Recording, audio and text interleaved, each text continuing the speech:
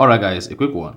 Here, I'll detail how to fix settings app missing on iPhone. You can see the settings app is missing on my iPhone, and now for me to access the settings page on my iPhone is going to be nearly impossible unless I have access to the settings app on my iPhone home screen. So basically here, I'm going to show you how you can easily fix or bring back settings app icon on iPhone. So if at the end of this, you found this offer informative, please don't forget to like and then subscribe.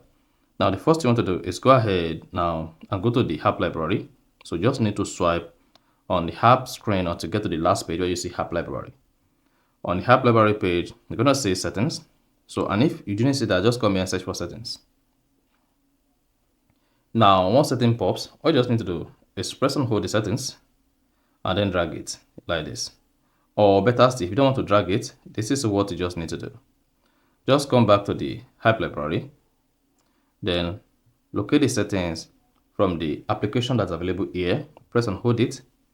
Then once you press and hold, you're going to see a menu come up. On the menu, locate and click on Add to Home Screen. Then once you click on Add to Home Screen, you're going to see the settings here. Now, you can just drag the settings from here, drag it to the home screen, whatever you want it to be. So in this case, I prefer to add it to the first screen on my home screen like this. Then once you drag it to where you want it to be, click outside or click on done at top right, and then you're good to go. So that is exactly how to fix settings app icon missing on iPhone. So if you found this offer informative, please don't forget to like and then subscribe.